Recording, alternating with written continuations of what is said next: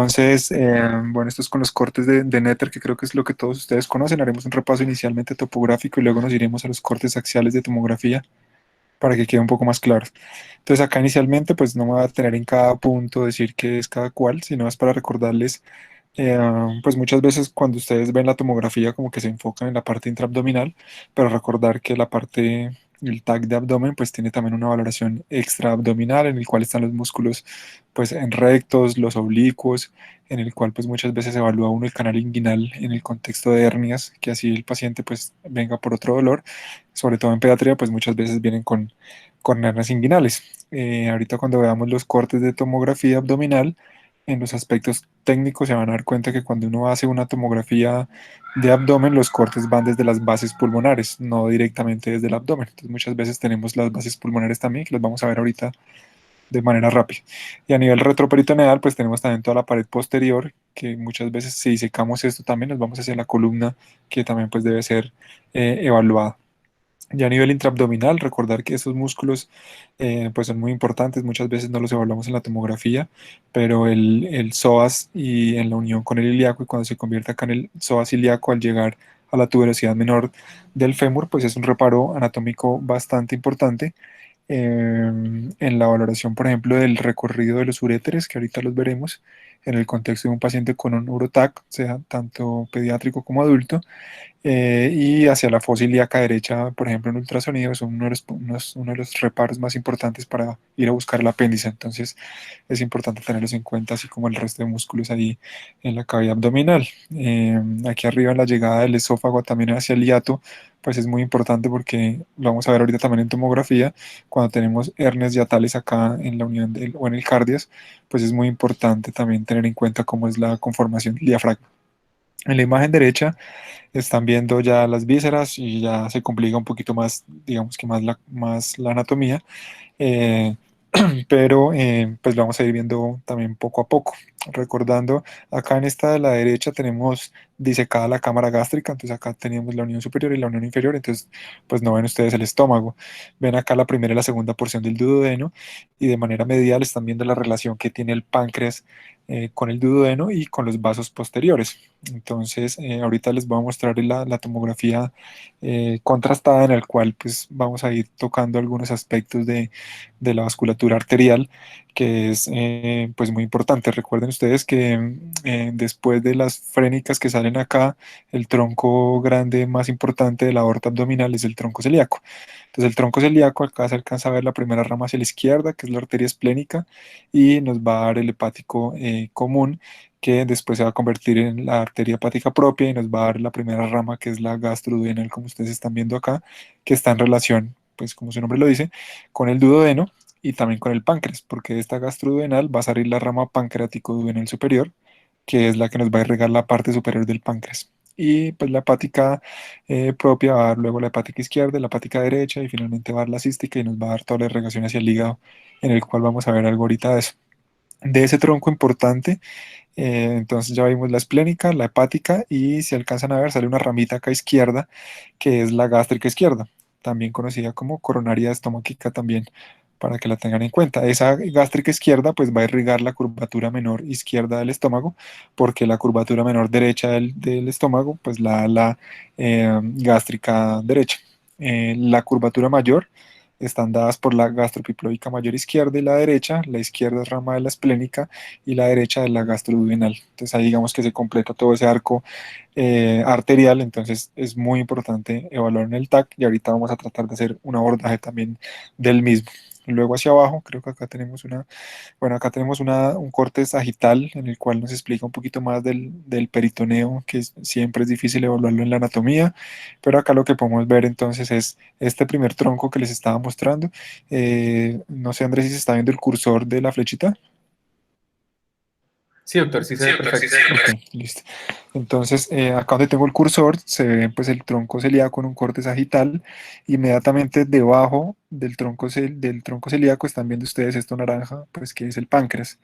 Recuerden que detrás del páncreas, casi hacia el proceso uncinado, que es la unión entre la cabeza y el cuerpo, estamos viendo la arteria mesentérica superior, la cual va a irrigar toda la parte derecha del colon.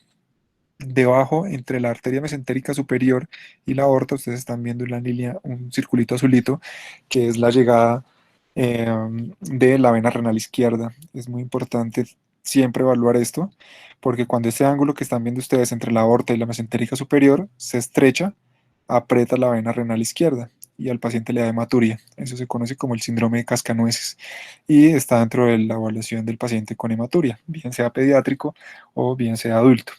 Por encima están viendo ustedes acá la llegada de la vena esplénica, que ya lo vamos a ver ahorita, digamos que su relación venosa con la arterial.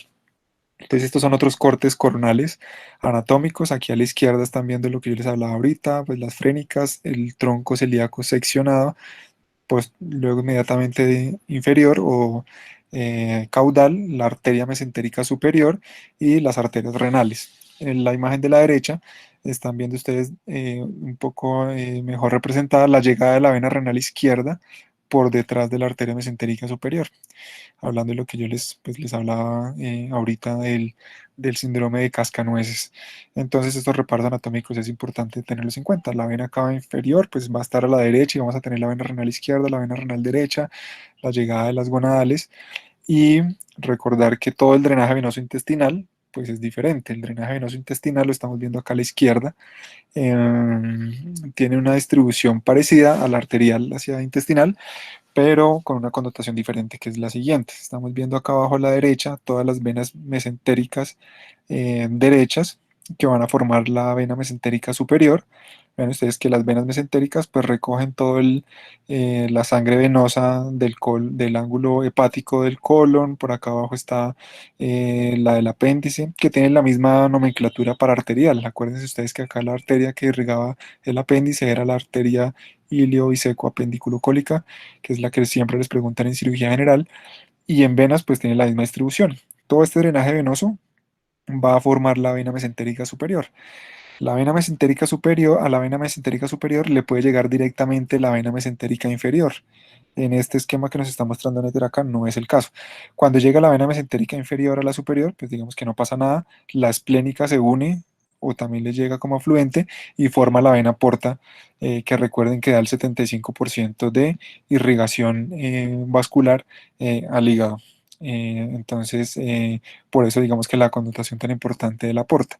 Esta variante que tiene este esquema es que llega la vena mesentérica inferior, que están viendo ustedes a la izquierda, que es la que recoge todo el drenaje venoso del ángulo esplénico, el colon descendente, el sigmoides, de hecho llegan acá las hemorroidales superiores, todo eso drena y generalmente como en el 49% llega a la vena mesentérica superior, pero si se dan cuenta casi hasta la mitad de las veces llega hasta la esplénica.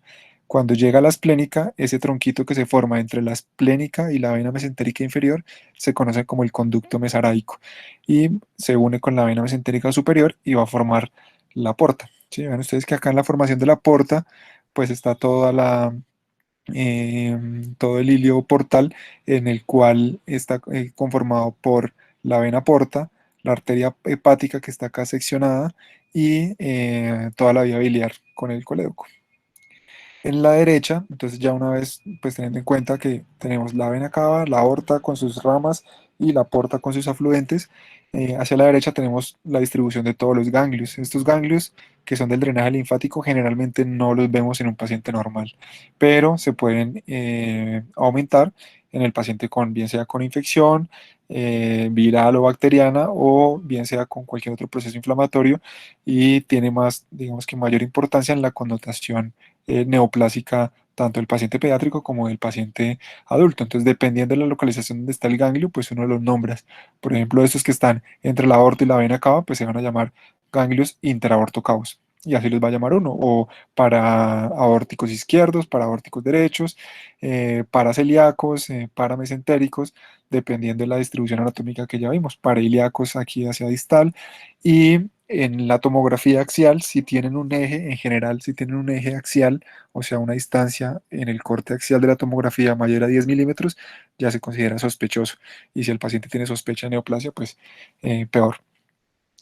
Esta es la segmentación hepática, que también es bastante compleja de comprender, pero viéndola de una manera práctica, eso son como la segmentación por Quinault, que fue el que la describió hace mucho tiempo, y siempre que ustedes ven un reporte de ecografía, un reporte de tomografía, un reporte de resonancia magnética, toda la distribución de la enfermedad o de las lesiones del hígado, las nombra uno con estos segmentos. Entonces son 8 segmentos. De manera práctica uno lo ve, si bien el esquema izquierdo, pues uno lo ve y esa vaina se ve más enredada que cualquier otra cosa. Pero la clasificación y la distribución está dada por dos estructuras vasculares grandes. Los segmentos inferiores de los segmentos superiores están divididos por la vena porta, que ya hablamos cómo se formaba. Y los segmentos medios, laterales y mediales están dados por estas venas que ustedes están viendo acá en el esquema izquierdo, que son las venas suprahepáticas. Estas venas suprahepáticas, como su nombre lo dice, pues de manera superior drenan el sistema venoso del hígado y drenan a la vena cava superior. Entonces, los segmentos mediales van a estar dados por la rama medial o suprahepática medial, los medios por la media y los laterales por la lateral. Entonces, en los esquemas de la derecha están viendo como el esquema chiquitico que está abajo en cada imagen, es el corte donde se va a dar la segmentación del TAC que vamos a ver. Entonces, estamos en una segmentación superior, como son las imágenes de arriba, vamos a ver es una distribución de las venas suprahepáticas en azul, porque por decirlo así, la vena porta ya nos dividió los superiores de los inferiores. Entonces, vamos a tener de manera medial, el lóbulo hepático izquierdo va a tener dos segmentos, el superior, que es el 2, y el inferior, que es el 3. Antiguamente o generalmente de manera coloquial, siempre la distribución está en números romanos, pero actualmente ha cambiado a números arábicos como para que uno no se enrede o algo, entonces van a encontrar los informes de cualquiera de las dos. Lo importante es que uno sepa cuál es el uno, cuál es el 2, cuál es, entonces lo pueden encontrar en romano o en arábico sin ninguna diferencia. Eso va a depender de cada radiólogo como lo quiera informar o de hecho también como de donde lo quieran leer. Entonces, del el izquierdo vamos a tener el más superior, que es el segmento 2. ¿Sí? Esta que estamos viendo acá es la suprahepática medial, que nos va a dar en la mitad la presencia del el segmento 4. El segmento 4, como lo están viendo en la configuración como tridimensional, tiene dos porciones, una superior y una inferior. La superior es el 4A y la inferior es el 4B. Entonces, a nivel superior, por encima de la porta, vamos a encontrar el 4A. De manera lateral vamos a encontrar el 8 y entre la, o sea, en la suprahepática media y la suprahepática lateral el 8 y lateral a la suprahepática derecha o lateral el segmento 7 del hígado. Estos segmentos que estamos viendo son todos por encima de la porta, ¿sí? Y a nivel alrededor de la cava encontramos el segmento 1 del hígado. Si nos vamos más distal o más inferior, ya por debajo de la vena porta, entonces ya no vamos a encontrar los que vimos ni el 2 ni el 4A, ni el 8 ni el 7. Vamos a encontrar en el lóbulo hepático izquierdo el 3 y con la misma separación de las venas suprahepáticas, la misma distribución. La mitad el 4, que ya no sería A, sino sería B, porque está por debajo de la porta. El 5 entre la media y la lateral y el 6 lateral a la lateral. Y con eso tenemos toda la segmentación. Entonces, si uno escribe un trauma, una lesión metastásica o un quiste hepático, pues uno debe buscar en qué parte está y escribirlo en ese segmento y ya con eso pues todo el mundo sabe de qué está hablando. Listo, entonces vamos a empezar con los cortes axiales de tomografía, en el cual pues vamos a ir yendo de más superior a más inferior y vamos a ir viendo el corte anatómico de Netter y lo que se ve en la tomografía. Entonces, para eso voy a acá voy a partir la pantalla para mostrarles como la sesión de lectura de, de una tomografía. Creo que es esta, digamos. Listo. Entonces,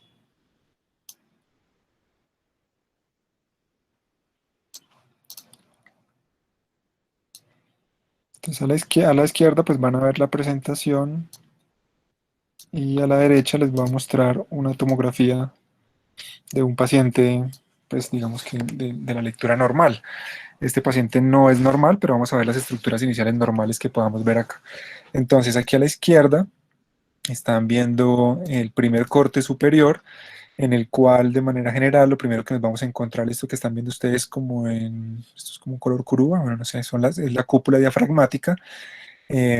Hacia anterior vamos a ir viendo el hígado de más superior a más inferior con la segmentación que ya hablamos. Entonces, aquí a la derecha estamos viendo un paciente, este es aquí hacia superior, como ustedes ven, pues no es normal. Vean ustedes, como yo les dije al comienzo, tiene un corte torácico de las bases pulmonares, en el cual este paciente tiene un derrame pleural derecho. Esto que estamos viendo acá son las atelectasias subsegmentarias, y alcanzamos a ver parte del mediastino, de las estructuras cardíacas. Estas son las derechas: ventrículo derecho, aurícula derecha, ventrículo izquierdo, aurícula izquierda. En la medida que vamos a bajar, nos vamos a encontrar con las cúpulas diafragmáticas y vamos a empezar a ver el hígado. Entonces aquí a la izquierda estamos viendo el hígado, que como yo les dije, en la parte superior la división de los segmentos nos las daba las venas suprahepáticas. Entonces acá, si yo me voy más superior, por ejemplo, en ese estudio no quedó tan fácil las venas suprahepáticas, ¿sí? Pero de manera general uno puede asumir que como estamos en una esta más superior, esta que están viendo acá es contraste en la vena cava inferior. A la izquierda del paciente está la aorta. Es una fase arterial, quiere decir que el contraste está principalmente en la aorta, por eso no se ve tan bien las suprahepáticas, o sea, no es una fase venosa, pero podemos suponer que todo este segmento acá era el segmento 2 que vimos del hígado. Por acá está el 4A del hígado, por acá está el 8 y por acá está el 7. ¿Listo? Eh, ¿Qué más podemos ver acá? Vean ustedes esto que se ve en el esquema, que es esta bolita acá que está delante de la aorta, es la llegada del esófago a la unión esófago-gástrica, ¿sí? Entonces, si yo lo hago dinámico con el ejemplo que estamos viendo, y ustedes ven, esta es la cámara gástrica distendida con un nivel hidroaéreo que es de la comida con aire. Si yo me voy hacia superior, y si me creen un poquito, esta bolita que está acá es la que va a llegar y se va a convertir en la unión del cardias a entrar a la cámara gástrica. Entonces, si eso estuviera dilatado, se va a ver hipodenso, que es con presencia de aire, pero normalmente recordemos que el esfínter distal del esófago pues está cerrado, por eso cuando uno no tiene reflujo ni nada. Entonces, por eso se ve ahí totalmente colapsado. Eh, ¿Qué más podemos ver acá? Bueno, de manera importante, ahí esto lo vamos a ver en un corte más inferior acá de la imagen. Entonces, en el de la literatura veíamos lo similar, la distribución de las venas suprahepáticas. Esto acá en el número 50 todavía es pulmón. Aquí a la izquierda vamos a ver el vaso, que ya se les va a mostrar mejor. Aquí hacia posterior tenemos un cuerpo vertebral, los arcos costales, y de manera importante aparecen estas estructuras que ustedes que ven acá adelante de la aorta, que es esta bolita roja. Se ven unos bigotes hacia el lado, hacia cada lado, al lado izquierdo y al lado derecho. Aquí en el ejemplo del caso de esta tomografía, estamos viendo anterior a la aorta también un bigote izquierdo y un bigote derecho. Esos bigotes son las cúpulas diafragmáticas, como en su receso posterior, por decirlo así. Entonces ahí podemos ya diferenciar qué está dentro del abdomen y qué está por fuera del abdomen, ¿sí? Entonces, siempre es importante evaluarlos, porque como se dan cuenta, pues la aorta está por detrás. ¿Listo? Aquí en el esquema de la izquierda seguimos viendo un corte supra portal, por decirlo así, con la misma distribución de los segmentos del hígado, y a la derecha vamos a ver el vaso. Entonces vean ustedes el vaso, esto que están viendo en el vaso es muy importante porque es uno de los motivos donde más se confunde uno creyendo que está normal. Uno esperaría ver el vaso como ustedes lo ven aquí a la izquierda, que es así moradito, como se lo muestran a uno en el libro de anatomía, pero cuando ustedes lo ven en tomografía, creo que todos lo están viendo, se ve como con parches, ¿sí? Se ve unas áreas hiperdensas, eh, se ven otras áreas hipodensas como con parches, ¿sí? Entonces uno podría pensar de que tenga múltiples infartos esplénicos, y resulta que no, es el comportamiento fisiológico normal del páncreas, no del vaso, perdón. Vean ustedes acá la llegada de la arteria, que habíamos dicho que era la arteria esplénica, que habíamos dicho que era una de las ramas principales del tronco celíaco. Si seguimos ese tronco celíaco, como estamos viendo acá en la aorta, vean ustedes, sale el tronco celíaco, y yo les voy a mostrar acá cómo sigue y cómo se convierte la arteria esplénica y llega al vaso. La distribución histológica del vaso tiene una distribución dual, que es la pulpa blanca y la pulpa roja, por su comportamiento inmunológico que tiene, que ustedes ya conocen. Entonces, por eso tiene un realce inicial arterial, eh, que es así en parches. Eso es normal, es de un paciente normal, ¿sí? Si miran un poquito más anterior, tiene acá, hay como una bolita delante del vaso, ¿sí? Si lo ven ustedes acá, eso es un vaso accesorio, es una variante normal de un paciente normal, tiene el mismo comportamiento con el contraste como ustedes están viendo acá. ¿Listos? Entonces vean ustedes que el vaso normalmente tiene ese patrón de realce que en la literatura se conoce como patrón atigrado, por ese componente, digamos que mixto. Entonces podemos evaluar de una vez el resto del tronco celíaco. Vean ustedes el tronco celíaco, entonces teníamos la esplénica, y hacia el otro lado, si vemos, va a salir acá la hepática común, que acá va a entrar al hígado y ya uno supone ahí que se va a convertir en la hepática derecha, la hepática izquierda, y ya. Si uno quisiera hacer una, digamos que una detalle más anatómico vascular, pues tenemos que hacer un geotag de aorta mucho más específico, pero en todos los contrastados podemos hacer esa evaluación. Si yo me voy más hacia inferior, después de ese tronco celíaco, van a ver ustedes que sale otra rama que coge hacia abajo, ¿sí? Esa es la arteria mesentérica superior, ¿sí? Y va a dar toda la distribución hacia los vasos o hacia el colon derecho, como ustedes ven ahí, que ya de entrada pues pueden ver que todo eso está alterado, pero en la parte vascular está normal que están viendo ustedes ahí, ¿sí? De entrada axial uno puede ver que sale la mesentérica superior, se va hacia el lado derecho, y después sale otra bolita que ustedes ven acá, que se va hacia el lado izquierdo, esa es la mesentérica inferior. ¿Listo? Luego acá se da la distribución hacia las ilíacas primitivas o ilíacas comunes y luego ilíaca externa, ilíaca profunda o ilíaca interna. Con eso volvamos de una vez todas las estructuras arteriales que estábamos viendo ahí. ¿Listos?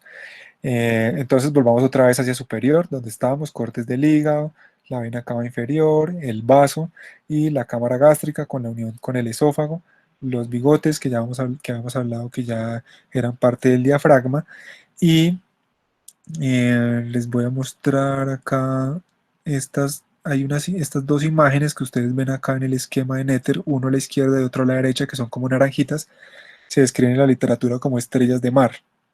Esas dos imágenes que ustedes ven ahí son las glándulas suprarrenales que se ven antes de que aparezcan los riñones. Entonces uno siempre también tiene que buscarlas. Vamos a tratar de buscarlas acá en la tomografía. Entonces aquí a la derecha, vean ustedes que aparece esta imagen de acá, que es como un triangulito, se conoce como en saco de pantalón también, y es la presencia de la glándula suprarrenal derecha antes de que aparezca el riñón derecho. En el lado izquierdo, si nos vamos aquí más superior, aparece hacia este lado. Esta imagen que ustedes ven acá, que es como una estrellita, es la glándula suprarrenal izquierda. Es parecida al esquema que están viendo ustedes de Netter, a la izquierda mía o a la derecha de la pantalla. Listo, podemos ir entonces bajando más.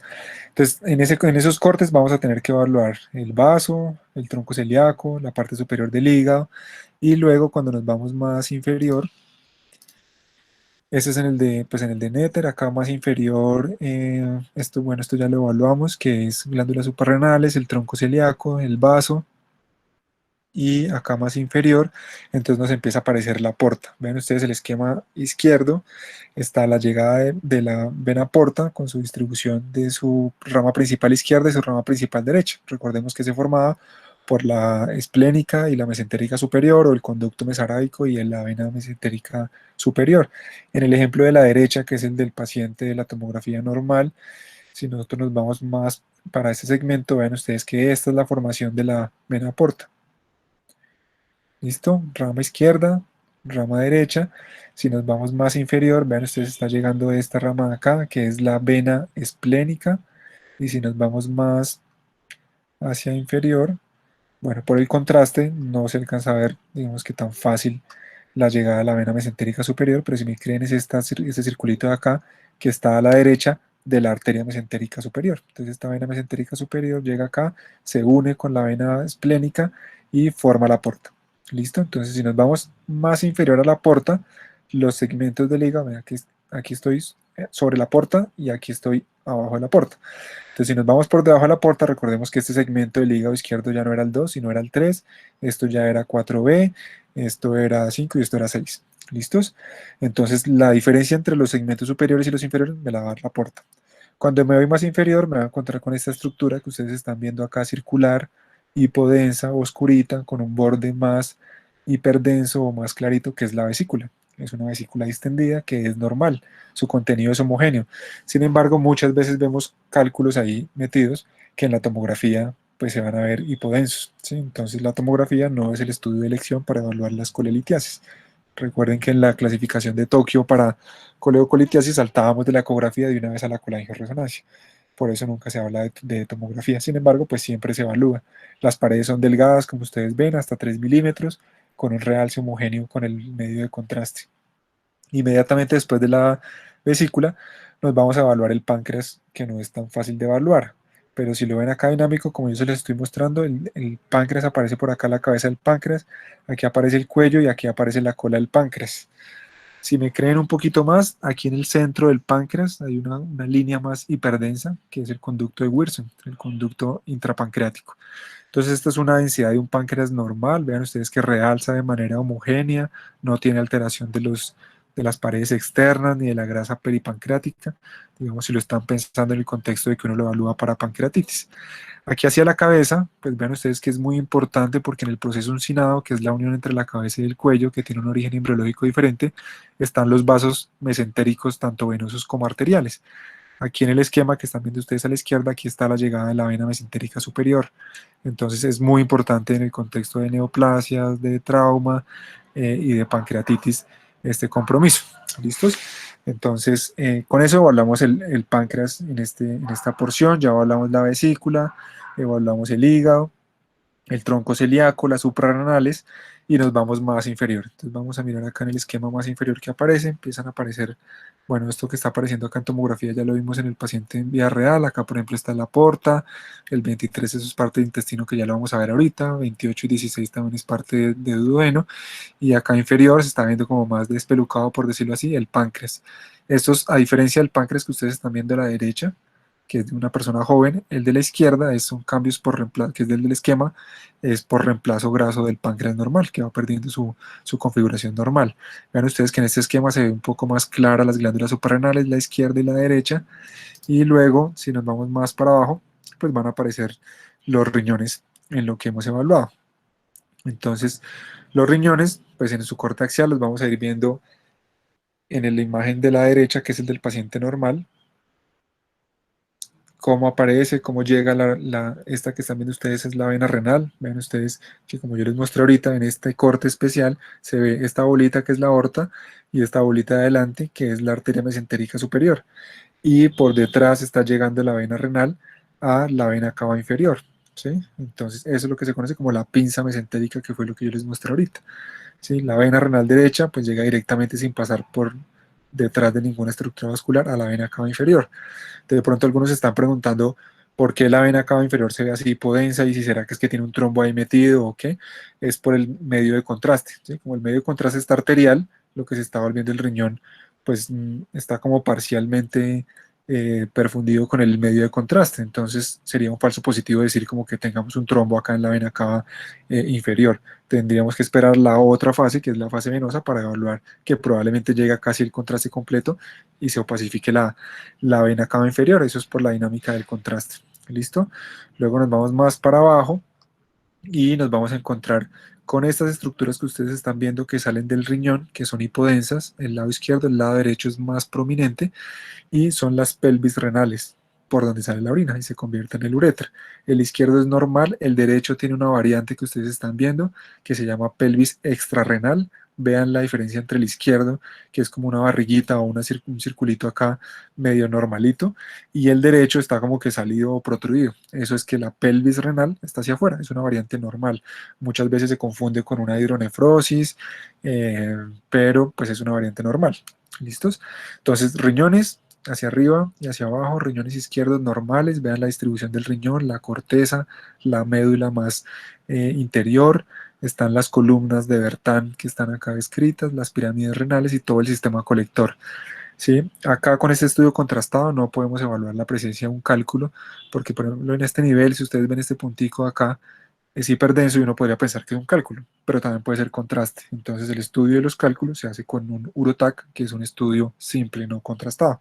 Esto es para evaluar cicatrices, si tiene infección, por ejemplo, si tuviera una pielonefritis, pues se va a ver un parche acá hipodenso o una lesión focal hipodensa que no está perfundiendo por la infección a este nivel. Entonces, por eso se evalúa a este nivel. Si uno quisiera evaluar directamente los riñones con el medio de contraste, esto se conoce como una fase nefrogénica, que es cuando llega el contraste al riñón y perfunde toda la corteza de manera simétrica. ¿Listo?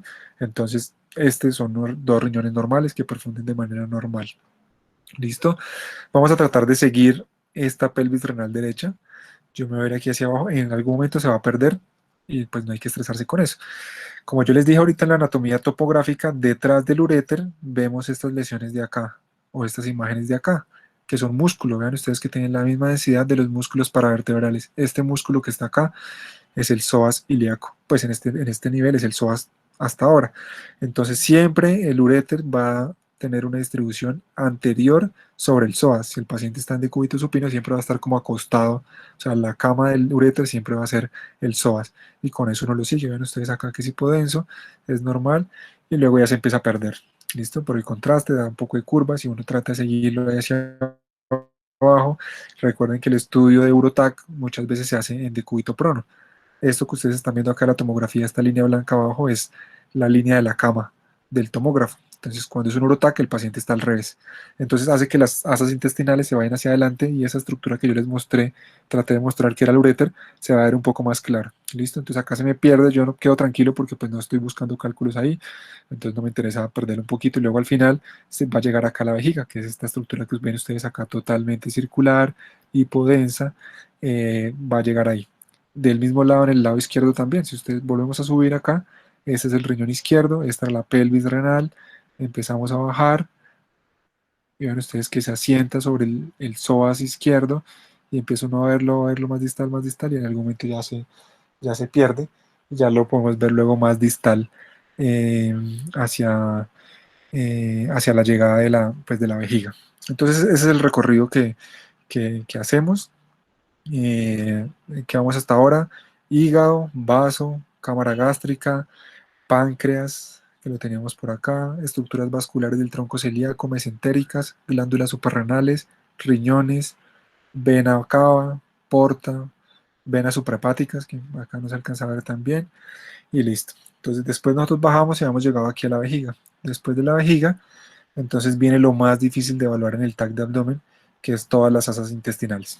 Entonces ya se los voy a mostrar más o menos cómo abordo yo el orden y cómo llega uno más fácil. Es imposible evaluar uno todos los segmentos del intestino delgado por la longitud que ya conocen ustedes. Entonces aquí a la izquierda voy a bajar en el esquema. Esto es parte de lo que hemos visto de los riñones. En este esquema están viendo ustedes acá la llegada de la vena renal izquierda, la arteria mesentérica superior, la inferior, esta es la pisa mesentérica, arteria mesentérica superior, vena mesentérica superior a la derecha, los dos riñones con el parénquima renal, el músculo psoas acá posterior, el cuerpo vertebral. Si nos vamos más para abajo, ¿qué les puedo mostrar acá? Los uréteres, vean ustedes en esquema los uréteres que yo les estaba hablando, que el uréter se acuesta o se sienta sobre los psoas de ambos lados. Y ese recorrido pues es un tip para verlo uno mucho más fácil y ver presencia de cálculos, porque a veces ustedes ven, uno se empieza a ir más distal y ustedes ven una calcificación aquí adelante del psoas, ¿sí? Entonces si uno logra diferenciar el uréter, puede ser una calcificación vascular, arterial o venosa, obviamente más frecuente arterial, entonces no es tan fácil diferenciarlo, y si tiene contraste dentro de esa arteria, pues peor. ¿Listos?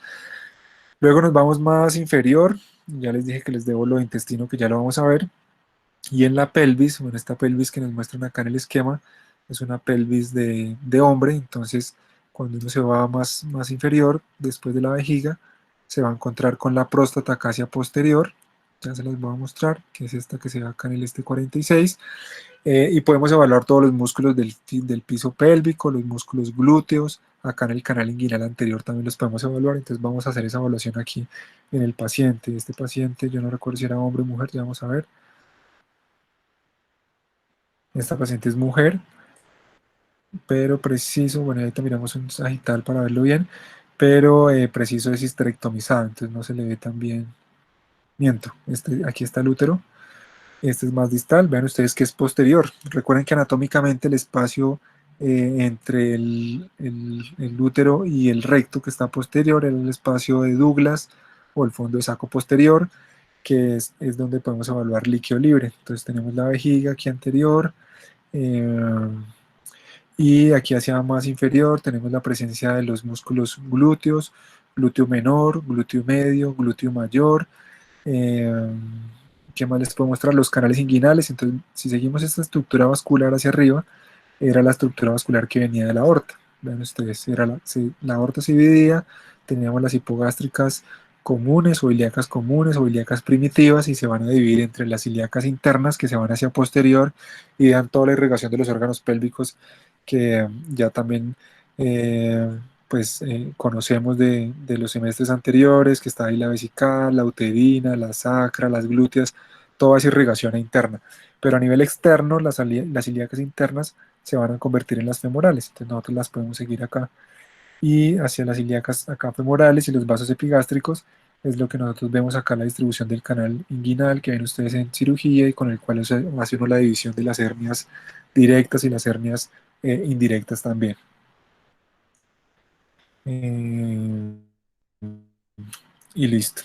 Entonces con eso tenemos la distribución como en general de la anatomía del abdomen. Ahora vamos a ver cómo hace uno el enfoque de eso tan complejo que es, que es el intestino, pues el intestino delgado y el intestino grueso.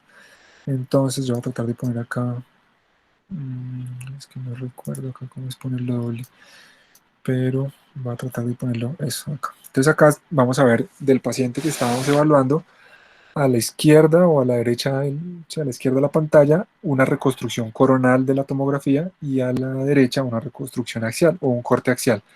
Entonces podemos empezar con el más fácil, que es el intestino grueso, y vamos a empezar de distal a proximal. Pues de manera distal, acá donde está la presencia del ano, recordemos que acá se empieza a convertir en el recto, luego el sigmoide, ¿sí? Entonces, esto lo vamos a tratar de seguir con las imágenes que ustedes ven que son totalmente hipodensas, que es presencia de aire en el recto, ¿sí? Y en algunos momentos vamos a tratar de verlo también en el coronal para que quede más claro. Entonces, si yo empiezo a ascender y a seguir este colon sigmoide, acá me voy a ir hacia superior, hacia superior, hacia superior, él va a tener una distribución hacia anterior y va a coger como hacia la izquierda del paciente, ¿sí? Acá tiene una variante que se va primero como hacia la derecha y luego se va hacia la izquierda, pero él va a ir a buscar el colon descendente. ¿Listo? Entonces esta distribución que están viendo ustedes acá, que hace como un zigzag, es la distribución del sigmoide. Yo voy a tratar de mostrárselas acá en el coronal a la izquierda. Vean ustedes que venía abajo, recto, sigmoide, coge un poquito hacia la derecha, luego hacia la izquierda y hace acá como otra vueltica y llega hacia el colon descendente. ¿Listo? Entonces esa es la primera distribución. Recuerden que el sigmoide no tiene meso, entonces está libre, por eso es el más frecuente que hace vólvulos. Y estos estudios pues tienen aparte del contraste oral, tienen también del contraste intravenoso, tienen también contraste oral, que es el que están viendo ustedes en estas estructuras. Entonces vamos a tratar de seguir hacia superior, luego vemos acá todas estas asas intestinales subiendo, que es el colon descendente, ¿sí? Y va a seguir ascendiendo hasta llegar al ángulo esplénico más o menos, que es este que estamos viendo acá en el coronal. Todo este ascenso es de asas gruesas que van a llegar hasta el colon esplénico y luego se van a ir hacia adelante, ya se las voy a tratar de mostrar acá, para formar el colon transverso, ¿sí? Entonces si uno sube, va a haber esta distribución de estas asas de acá, que ven ustedes que se van hacia adelante, que es el colon transverso, ¿sí? Después del colon transverso, pues eso se va a ir hacia la derecha y vamos a tener el colon ascendente, que es el que están viendo ustedes acá en la reconstrucción coronal, que se va superior. Acá en este paciente se complica un poquito porque este paciente pues le dio una apendicitis y ahí tiene una colección y tiene un DREN, que es esta imagen que ustedes ven por acá como hiperdensa, que le pusimos en radiología intervencionista para drenar la colección ahí posoperatoria. Pero en esta distribución que ustedes están viendo a la izquierda, que es donde está la reconstrucción coronal, es donde está el colon ascendente. ¿Listo? Entonces, el colon ascendente llega hasta la fosa ilíaca derecha, y en la fosa ilíaca derecha, acá no se ve tan fácil, pero es donde llega el ilion distal y es donde forma la válvula iliocecal que más o menos está en este territorio de acá. ¿Listo? Y después uno arranca a evaluar el ilio, yeyuno y todo eso que es mucho más difícil. Entonces ahí para uno y se va uno para arriba otra vez.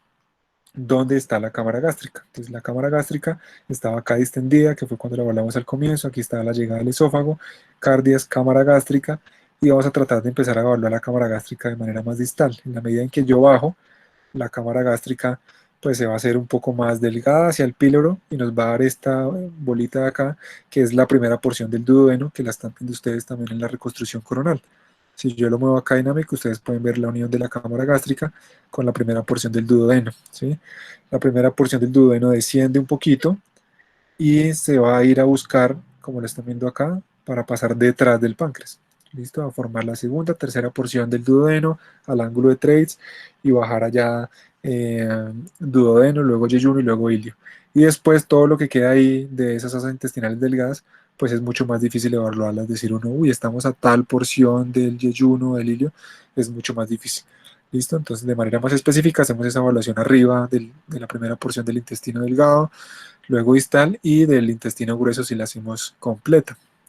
Y finalmente podemos hacer la valoración posterior de la columna. Vean ustedes, esto no es una escoliosis, solamente es como una actitud escoliótica que tiene el paciente hacia la derecha, pero podemos evaluar la columna también en el contexto del paciente, por ejemplo, con trauma.